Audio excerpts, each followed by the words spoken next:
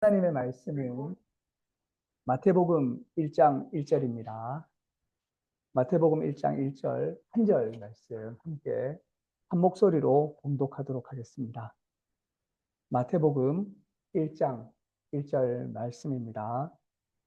찾으신 줄 알고 우리가 한 목소리로 봉독하도록 하겠습니다. 시작. 아브라함과 다윗의 자손 예수 그리스도의 계보라. 아멘. 오늘 마태복음 1장 1절 말씀으로 새로운 시작이라는 제목으로 함께 말씀을 나누고자 합니다.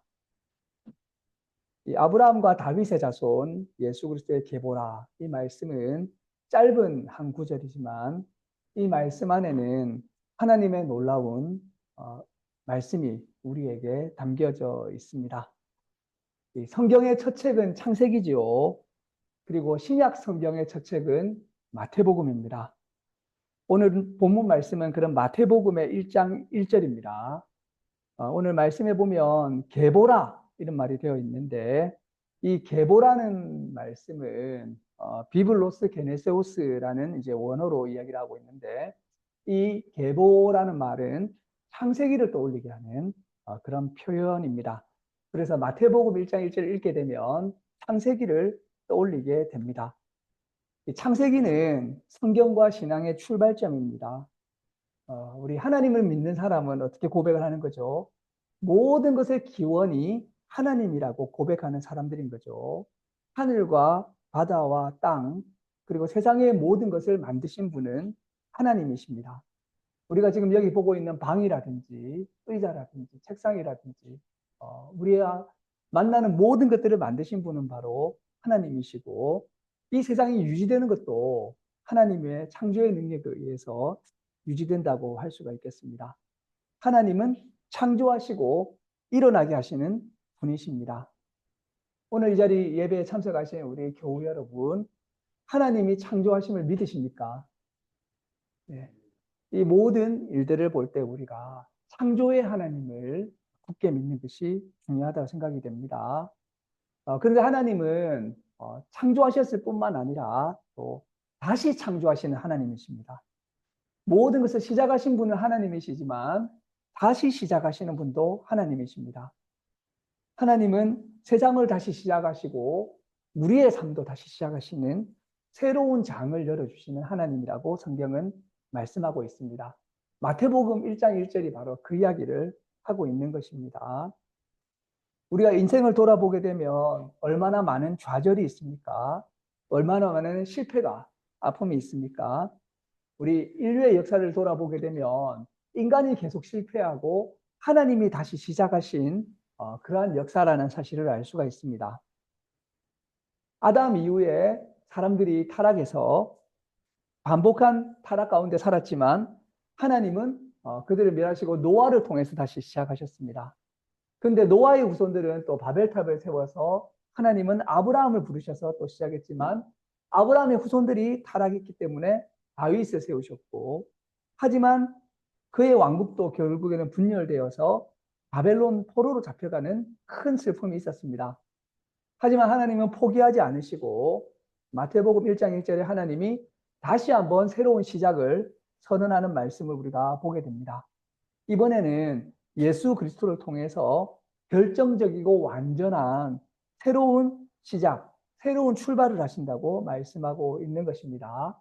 그래서 아브라함과 다윗과 같은 분의 길은 예수님 안에 완전히 재통합되고 예수님은 모든 구약의 이야기를 응축하고 요약하면서 새로운 시작을 하시는 분으로 이야기하고 있다는 것입니다.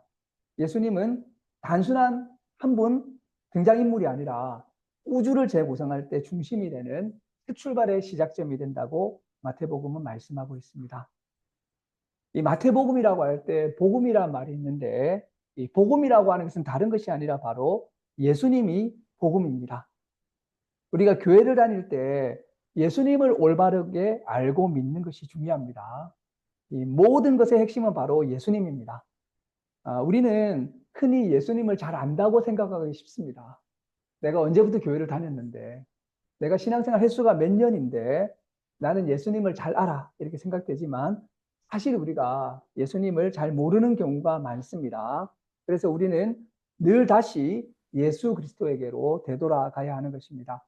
복음서를 읽는다는 것은 그러한 의미입니다. 다시 내가 복음으로 다시 예수님에게로 돌아가는 것이라고 할 수가 있겠습니다.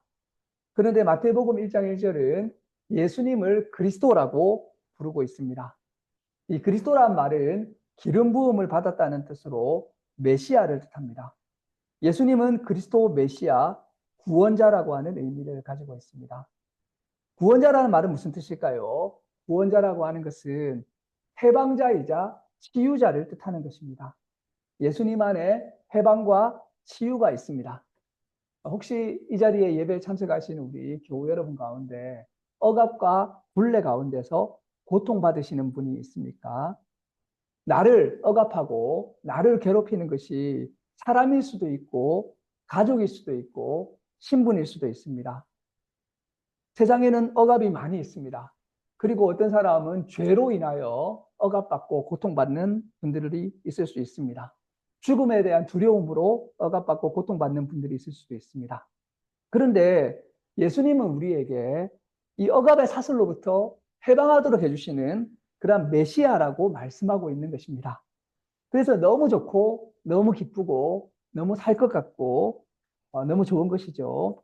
누가복음 4장 18절에는 예수님이 자신의 사역을 이렇게 말씀하고 있습니다. 주의 성령이 내게 임하였으니 이는 가난한 자에게 복음을 전하게 하시려고 내게 기름을 부으시고 나를 보내사 포로된 자에게 자유를 눈먼 자에게 다시 보게 함을 전파하여 눌린 자를 자유롭게 하고 그래서 예수님을 믿게 되면 더 자유로워지고 더 해방되고 더 편안하게 되는 더 치유받게 되는 더 건강하게 되는 이러한 은혜를 겪게 되는 거죠. 한 시인이 이런 일을 겪었다고 합니다.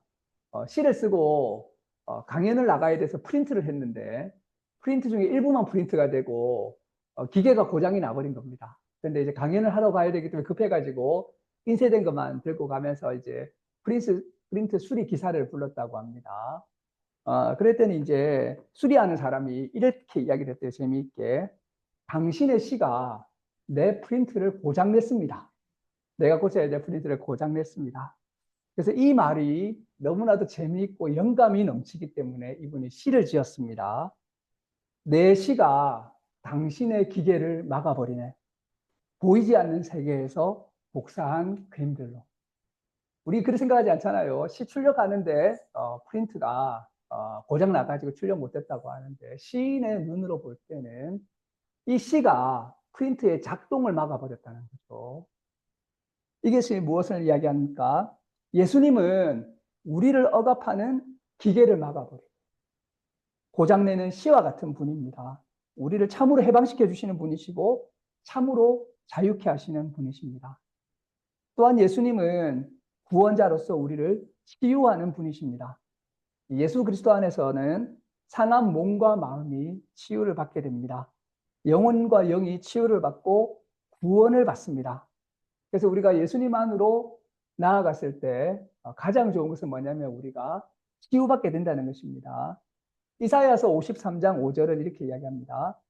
그가 찔림은 우리의 허물 때문이요 그가 상함은 우리의 죄악 때문이라. 그가 징계를 받음으로 우리가 평화를 누리고 그가 채찍에 맞음으로 우리가 나음을 받았도다. 우리가 이번 주간을 고난 주간으로 보내게 됩니다. 십자가를 묵상하면서 한 주를 보내게 되는데 그 가운데 큰 은혜가 뭐냐면 예수님이 고난 당하시고 십자가에 달리신 그 모든 고통을 겪을 때 나에게는 치유와 회복이 있다고 하는 것입니다. 우리가 그래서 교회를 다녀도 예수님을 만나지 못한다면 헛되다고 하겠습니다. 2024년, 2025년 교회를 다녔는데 나 예수님을 한 번도 뭐 이렇게 영적으로 만나보지 못했어요. 이렇게 되면 아쉬움이 많은 것이죠. 우리는 늘 예수님을 만나고 특히 그리스도 메시아 예수님을 만나고 그분 안에서 구원받고 해방되고 치유받는 삶의 이야기가 우리 가운데 넘쳐나야 될 것입니다. 이렇게 되기 위해서는 예수님을 이러한 구원자로 믿는 것이 중요합니다. 도대체 뭐 교회로 오게 되면 왜 자꾸 믿으라고 하나? 믿으면 뭐가 이루어지는데 믿는다는 것은 예수님과 연합하게 되는 것입니다. 그래서 예수님과 더불어서 내 삶에 새로운 시작이 일어나게 되는 것을 뜻합니다. 오늘 마태복음 1장을 보게 되면 예수님의 족보가 나오게 됩니다. 그런데 이 족보를 보게 되면 흥미로운 점이 있습니다. 예수님의 족보를 살펴보게 되면 완벽한 족보만 나오는 것이 아니라 그 안에는 실패하고 넘어진 사람들, 당시 사회에서 소외된 분들의 이야기가 많이 나오게 됩니다. 아브라함은 두려움에 아내를 여동생이라고 속이고 바로에게 아내를 갖다 바친 사람이었습니다. 다윗은 간음과 살인을 저지른 범죄자였습니다.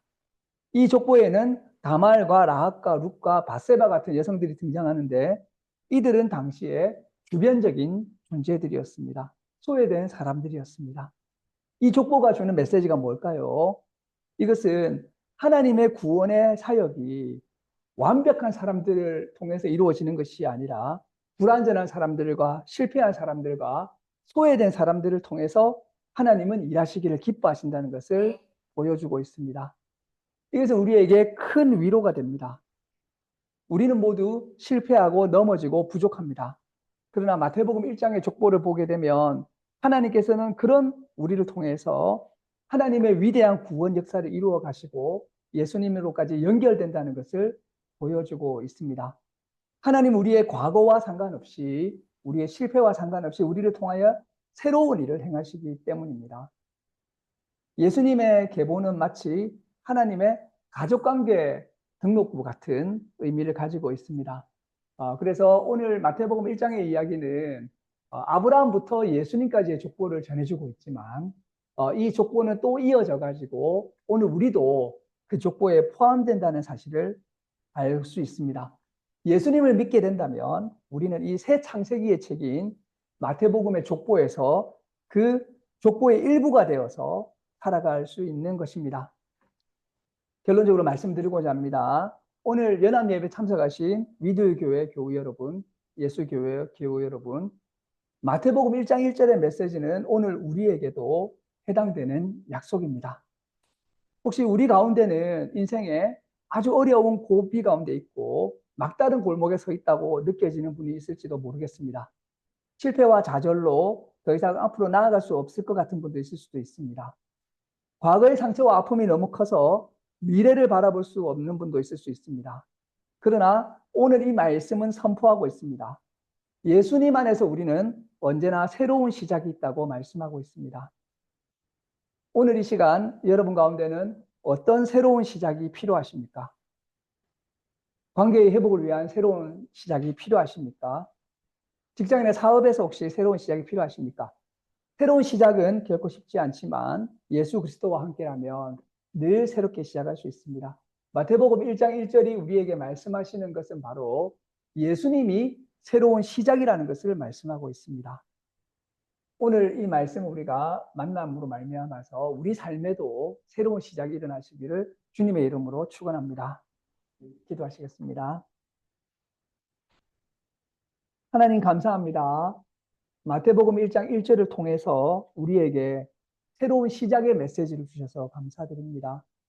예수님을 통해서 이루신 구원의 역사가 오늘 우리 한 사람 한 사람 안에도 새롭게 임하게 해주셔서 새 창조의 하나님을 새롭게 만나게 해주시고 예수님 안에서 경험하게 되는 구원과 해방과 치유를 알게 해주시고 또 예수님을 믿음으로 말미암아서 그리스도 안에서 새로운 사람으로 살아가서 하나님의 이야기에 편입되는 그러한 새로운 삶을 살 수 있도록 인도해 주시기를 간절히 기도드립니다.